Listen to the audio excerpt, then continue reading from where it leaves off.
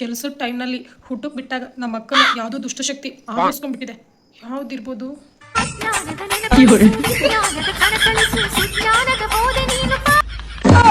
ಇಲ್ಲೊಂದು ಸಮಸ್ಯೆ ಖಂಡಿತ ಇದೆ.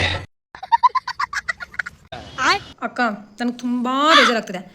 ತಲೆಯಲ್ಲಿರೋ ಹುಳುಗಳೆಲ್ಲ ಸತ್ತೋಗ್ಬಿಡ್ಬೇಕು. ಆ ಥರ ಒಂದು ಹಾಡಾಡು.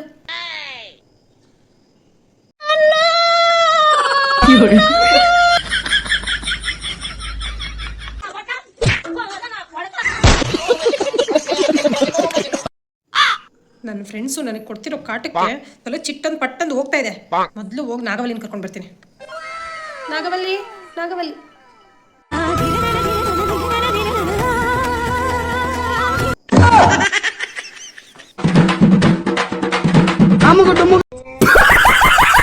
ಅರೇ ಬೇಟಿ ಪುಷ್ಪ, ಅದಕ್ಕೆ ಹೇಳೋದು, ಬರ್ತಾ ಬರ್ತಾ ಕಾಲ ತುಂಬಾ ಬದಲಾಗ್ತಿದೆ ಅಂತ ಹೇಳೋದು. ಯಾಕಂತಂದ್ರೆ ನನ್ನ ವಸ್ತುಗಳನ್ನ ಯಾರಾದ್ರೂ ಏನಾದ್ರೂ ಕಿತ್ಕೊಂಡ್ರೆ ಹಿಂಗೆ ನಾನು ಸಹ ಓದಿತೀನಿ ಅವ್ರಿಗೆ.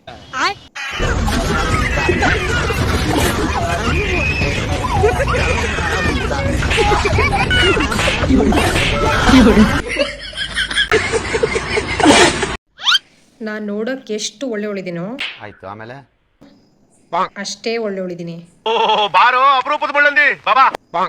ಯಾಕಂದ್ರೆ ಅಷ್ಟು ಒಳ್ಳೆಯವಳಿದ್ದೀನಿ ಅಂತ ಅರ್ಥ. ಬಾಯಿ ತಕೊಂಡು ನೋಡೋದು.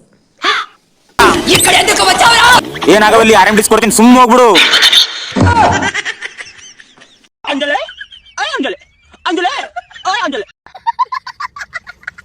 ನಾವ್ ಹೆಣ್ಮಕ್ಳು ಹೆಂಗಂತಂದ್ರೆ ನಮ್ಮ ಹತ್ರ ಲಕ್ಷನಾರ ಇರ್ಲಿ, 1000 ರೂಪಾಯಿನಾದ್ರೂ ಇರ್ಲಿ, 1 ರೂಪಾಯಿನಾದ್ರೂ ಇರ್ಲಿ, ಅಥವಾ 1 ಕೋಟಿನಾದ್ರೂ ಇರ್ಲಿ, ಆದ್ರೆ ನಾವು ತಗೊಳ್ಳೋದು ಮಾತ್ರ 150 ರೂಪಾಯಿ ನೈಟಿ ಅಷ್ಟೇ.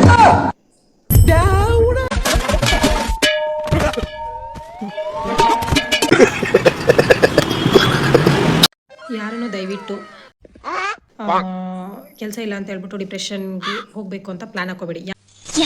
ಯಾಕಂತಂದ್ರೆ ಅದೇ ಟೈಮಿಗೆ ಕರೆಕ್ಟಾಗಿ ಕೆಲಸ ಬಂದ್ಬಿಡ್ತವೆ. ಆವಾಗ ನಿಮ್ಗೆ ಕ್ಯಾನ್ಸಲ್ ಮಾಡೋಕ್ಕಾಗಲ್ಲ.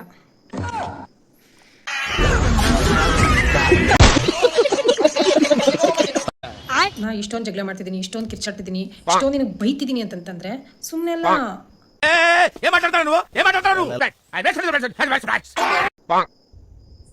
ತಿಳ್ಕೊ, ನೀನೇ ತಿಳ್ಕೊ.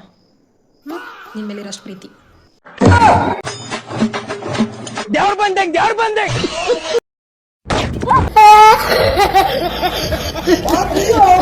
ದೇವ್ರ ಯಾಕಿಂತ ಮೋಸ ಮಾಡ್ಬಿಟ್ಟ ನನ್ನ ಜೊತೆ ಅಂತ ಗೊತ್ತಾಗ್ತಿಲ್ಲ.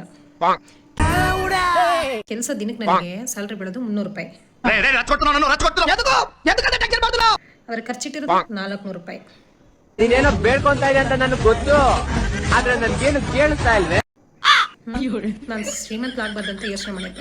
District collector ಆಗ್ಬಿಡ್ತಿದ್ದ.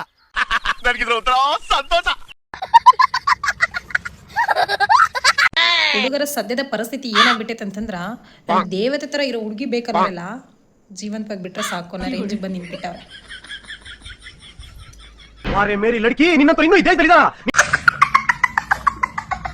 ನೀನ್ ಇಷ್ಟೊಂದು ಕುತ್ಕೊಂಡು ಯೋಚನೆ ಮಾಡ್ತಿದ್ಯಾ ಅಂತಂದ್ರೆ ನನ್ಗನ್ಸುತ್ತೆ ಒಂದೊಂದು ದಿನ ನೀನ್ CM ಆಗ್ಬೋದು ಅಂತ.